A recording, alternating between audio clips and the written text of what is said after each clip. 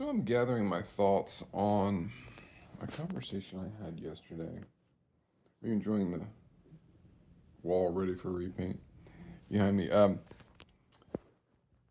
spoke with a friend that I really liked talking to yesterday at my gym, and we were talking about nations and especially America and Canada. He's a Canadian and American citizen. And we were talking about how Trudeau had quit, and I don't have any amazing insights about Trudeau. I'm not a Canada specialist, and I just insights come through and I want to talk about them sometimes. And so when he was describing how the United States and the Canadian economies really were running parallel, as one would make financial gains and growth and GDP and etc., the other would follow. And then COVID, they had similar dip. But then it wasn't long after that that Canada started to diverge from America's. And he showed me a chart, and I take it at its word. It was official or real. And he was saying some of that was the policies of Trudeau.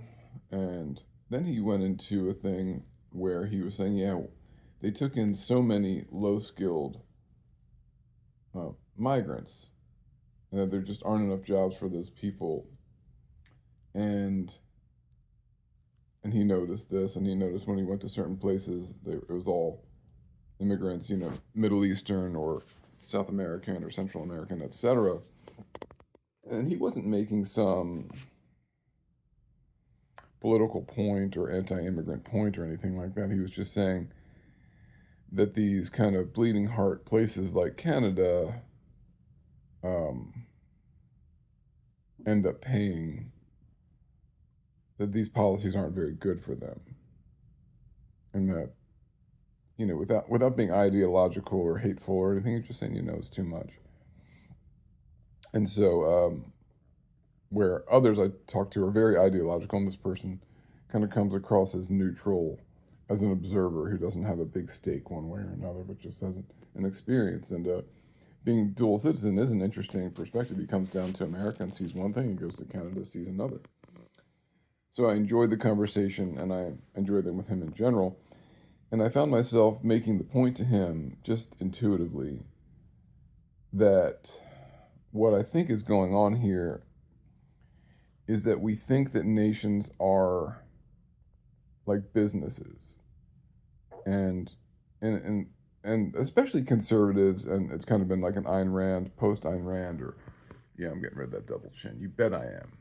How about now? Post Ayn Rand, everything's about like our government should be a business, and then businessy folks ran, like Mitt Romney and stuff, and then Trump saying, "Hey, my business acumen," or Ross Perot in the '90s, early '90s, was saying, "Hey, let's run this thing like a business." So there's always been that, and I'm not going to get into how that's true or not true, but definitely the nation has business aspects to it and needs to consider its bottom line and things like that. But at the same time, it's not a business.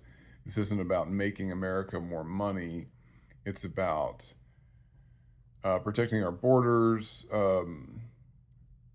managing the citizens, managing the land, managing our agreements with other nations, having trade, and it's so many things that it's not merely a business about bottom lines and profits and stuff like that.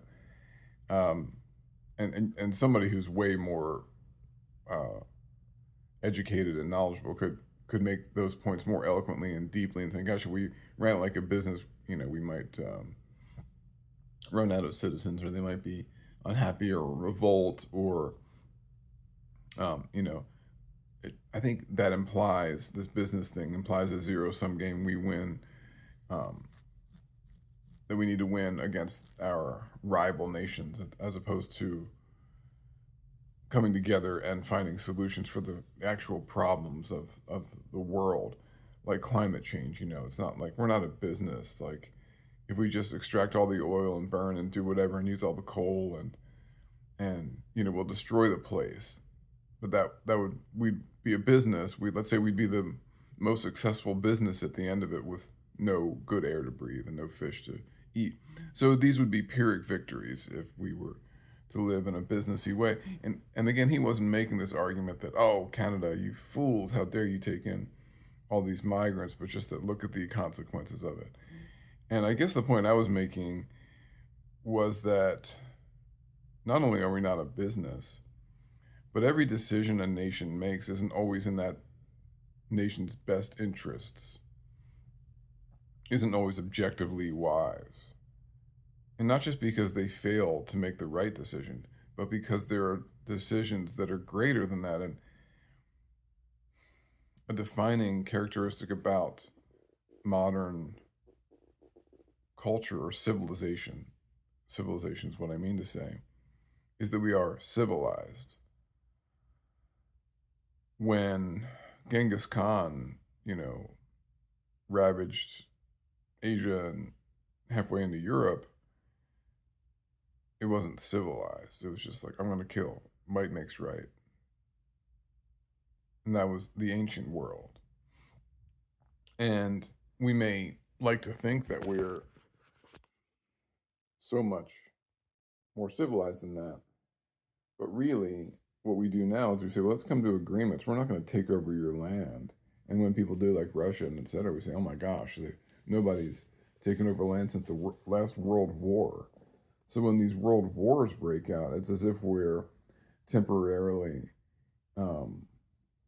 freezing civilization and going into kind of that ancient might makes right hordes battling each other to jockey for position. And then we say, okay, all that's done, and now we're not at war anymore, and we're going to maybe have cold wars or what have you, but we're going to suspend that kind of animalistic interpretation and come back to civilization.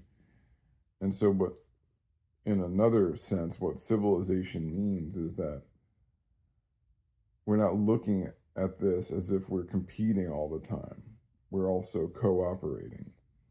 And when all the migrants came out of Syria and other places in the Middle East because of drought and famine and political upheaval, the question wasn't, well, what's in the best interest of Germany? It's like, we have all these humans that are about to die, and they're hungry and need somewhere to go. So there's a leap of faith, I think, that's going on with these nations, with these decisions, with these options. And America, in lots of ways, has been one of those types of nations that said, we're going to rebuild Europe after World War II. And maybe because we think it'll be in our best interest, maybe that'll give us that American hegemony that we seek and feel like we deserve. So, of course, it doesn't have to be either this is useful for us or this is generous. But to think that we are only operating in ways, or that every decision has to come down to what's best for our nation, I think is short sighted and, again, alludes to these ideas that we're a business or that everything's zero sum game or that we're in constant competition with the other countries when there are going to be issues, especially as a nation, as a planet starts to break down its ability to house everyone, its ability to make food, the climate changes, flooding, and polar ice caps are melting, and etc. We're going to have to continuously make decisions that are not, in the short run or maybe even in the long run, the best thing for the nation. But it's like, if you don't have a heart, then what are we? And a nation like Canada, I think, like the nations in Europe, are trying to say, hey, we're progressive. So that means we want progress. We care for people. We have an ethos that we're invested in honoring and proving to the world and showing. And like maybe California is similar. Like, we're going to have emission standards. We're not going to put homeless people in prison for it. We're going to find solutions. And then you look at California, just to kind of go on a tangent for a minute, say this place is a mess. And lots of the things about it being a mess are like there's wildfires and there's drought, there's Santa Ana winds, it's gigantic, there's earthquakes, droughts, there's a lot of people, there are water supply issues that have been going on for a long time. There's maybe way too many people for that, but it also is like the fifth biggest economy in the world and makes so much of our food and etc. And then there's high taxes, of course, and then there's government red tape. And why are there so many homeless people? Because homeless people feel like they can go there and not be imprisoned for being who they are and what they are. Or why are there so many immigrants going there into California? Because they feel like they can actually have a life. So some things transcend the immediate goals of a state or a nation or a planet, and those are like the reality that there's people involved, that humans or animals and trees and things that you care for. And if you ran California like a business, you would have cut down every giant sequoia, every redwood. And so it's really short sighted to live like that. And yet, California is, in some ways, like the laughing stock of the nation because they are loud and proud about their liberal policies. And some of them prove to make it onerous tax wise on certain, people making a certain amount of money, or makes it difficult. And you can argue, okay, maybe this doesn't work. But I think maybe someone in California would say, you got a better idea? Is it cutting taxes on the ultra wealthy like we've done in our nation? And look at how much disparity now we have there. So sometimes there aren't pretty answers. Sometimes it doesn't look good what you did. Sometimes having homeless camps in California isn't necessarily because California policies are bad, but because our manufacturing has been hollowed out in this nation. We have homeless people. We don't have the same middle class. We don't have enough factory jobs, and and it's more expensive. And things are more expensive because of natural reasons like the planet warming and profiteering from companies that are getting super wealthy and that don't pay enough and that charge too much and are squandering resources and poisoning the planet. So I could go on and on into like a liberal screed about what deforestation has done to the planet's ability to cool itself, etc. So, and you could make arguments about how much climate change is about us and how much of it's about some natural pattern and on and on. And I'm not the arbiter of all of those things. But to get back to Canada, it's like these are people.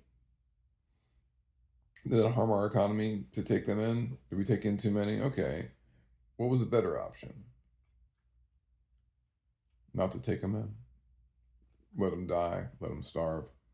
Let them go somewhere where they would be treated worse.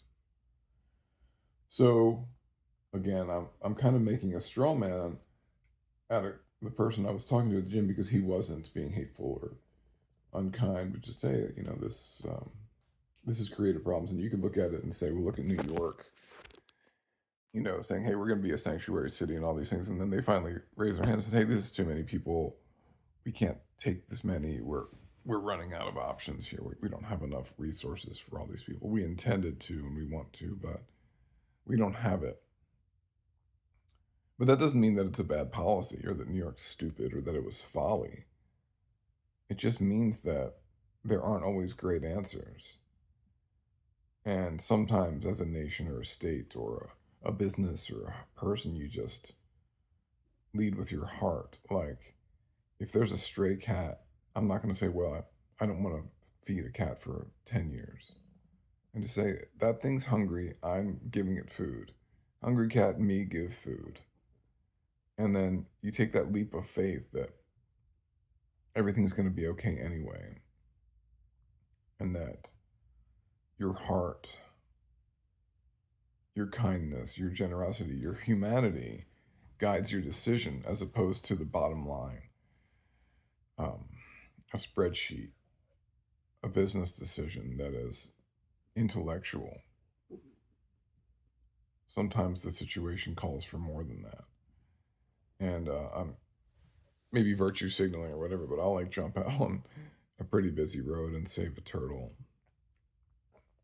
And maybe it's like risky, but like sometimes we have to look ourselves in the mirror. And it's easy for me to feed a stray cat, and I love cats. I want them to come rub on me and, move inside or whatever the thing is. But it's about having a heart. And so maybe Canada's taking in all these unskilled laborers was because they cared more about those laborers, those people, their families, and their little kids than they cared about what it would do to their economy, or that they would deal with they would deal with the fallout later. But in the meantime, they had people that needed them, and they did what was right. So clearly, we're coming into a time where Trudeau's leaving, and maybe there'll be a better leader. Maybe not. We always think, oh gosh, Trudeau's so bad, it can't get any worse. Well, of course it could. And you could say, well, Canada's problems and failings are a repudiation of Trudeau's policies. Maybe that's true. And maybe by extension, liberalism. But I think wiser, more knowledgeable experts could say, gosh, these things all happened at the same time. It's not Trudeau's fault. Somebody else might come in and do better, but there might not have been a lot of better options. Or you could look at his policies and say, well, half of them were good, half of them were bad, or this was good timing. How could anyone have known this was going to happen? Or so I think it's easy to kind of look at that one person and say, oh my gosh, um, Reagan saved us, or, and when you look back at the numbers and the details, and it's not so bad, or Carter was so bad with this hostage thing until you realize that Reagan, which they just proved, um, the Reagan campaign was treating with Iran to try to get a better deal for them when wait to give those hostages back till Reagan's elected. Like, that's true. And I'd always heard about it, but now it's true. It's been proven. And so it's easy to kind of rubber stamp somebody who's like, oh, Trudeau, he's so unpopular. Well, then it must be that he was a horrible leader. Carter was so bad. And I look at specific Carter policies and I say, yeah, you're right, that was terrible. Or that was so neoliberal for, somebody who professed otherwise. And so I'm not here to defend Justin Trudeau, but just to maybe say, like, maybe withhold judgment and see what history says, or maybe pick apart specific policies and just, instead of just slamming this person, because even though I thought the Trump administration part one was a failure on so many levels, there were successes there. Of course, there were Carter successes. There was every single president has had some successes, and some better than others. And while I would pick anyone, just about anyone other than Trump, or someone he would pick, yeah, there was some success, and there'll be some success in the second term. But especially since we're going into a time where we've got now a Trump presidency part two that is based on like the opposite of liberalism, like slashing the entitlements and the federal programs, and a seemingly kind of heartless policy. It's just like anti-trans and all the things, and really viewing our nation and our government as a zero-sum game, us versus them. Doing a lot of professing of how things would be so easy to end the war in Ukraine, but it's not easy. It's not straightforward. And Trump is admitting as much. Oh, I'm going to make grocery prices go down. Well, now that he's been elected, well, that would be really hard. And so, like, a lot of these promises are just not really the deal. There were a lot of fantasies that he was just saying whatever he had to say to win. But clearly, he's somebody who is a huge departure from previous presidents in lots of ways, by his talk, by his very clear desire to amass power, to punish, detractors, to silence media, to get everybody in line, and to, take Greenland, like a whole giant pieces of land that that you just take or you threaten to do so. And so he's an atypical modern president, to say the least. And obviously, he's a convicted felon. And so, with that coming in, It's going to be interesting to see like how it works to be an unabashed zero sum game, us versus them type of guy. America first is what he said. But I mean, America first was absolutely a Nazi um, movement. Absolutely. And just look it up. So we're going to see how that goes, aren't we? And we're going to see how someone who follows Trudeau goes. And if they do well for a while, they do. Hitler did well for a while. Mussolini did well for a while. And that's usually how they go until they absolutely crash and burn and kill millions of people or start wars. And with the kind of bellicose talk that Trump has and other Orban types have, who knows what'll happen on the world stage. But he's coming to power saying, "Oh no, all these wars we're in are terrible." But um, you know, George W. Bush was not going to be a nation builder either, and he certainly was one. Thomas Jefferson was an anti-federalist who became the ultimate federalist president, who bought huge swaths of land, and our nation grew from sea to shining sea almost. So things are not always what they seem. And certainly people that are very dishonest, like Donald Trump is, are going to say things to get elected and do other things. And also, every leader and every Supreme Court justice or what have you sees themselves, and we see themselves as a thing, and then they get into situations and that cause them to see differently. So lots of times, someone picks a easy, safe, conservative Supreme Court justice, Breyer or something like that, and he turns out to not be. And it happens the other way around too. Or they come to the middle, so whatever it is. So nothing's written in stone, and no candidate or president is written in stone too, and that's with anyone. The politician Joe Biden was at 80 is not the politician Joe Biden was at 50 or at 30.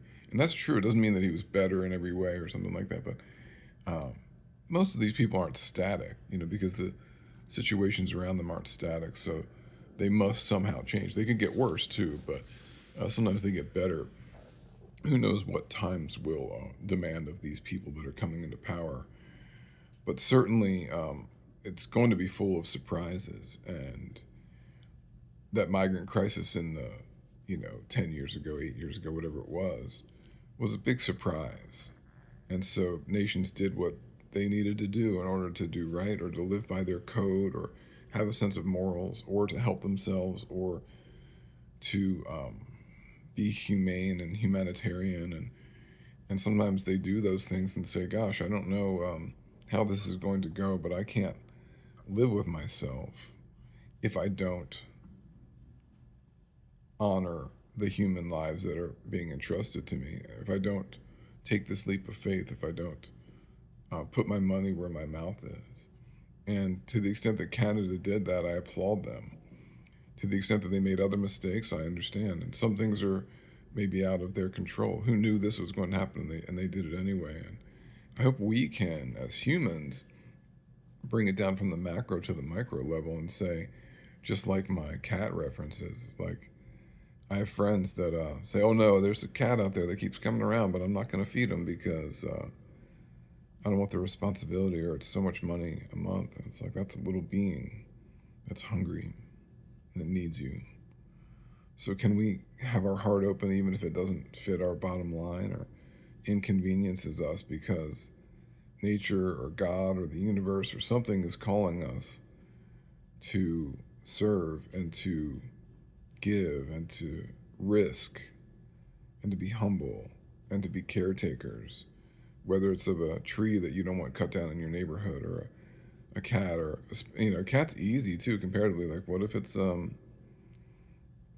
possum, and they've got that ugly rat tail, or a raccoon? Oh, we got to chase them away or something like that because they're varmints, and really they're just little families. There's like a mom and a dad and made a little baby just like us. So can we see the humanity in others, and in so doing, honor the humanity in us, and to kind of reclaim our humanity in an inhumane and unjust world, or a world that's changing so fast, or that can be so atomized that we don't really have connections. And so if the universe is offering you a connection with this little animal, maybe it's a rat, something, oh, we got to put it in a trap or kill it or poison it. Maybe it's trying to say, like, I'm offering you an opportunity to reclaim your humanity, and you deny me at your peril. Happy Sunday, everybody.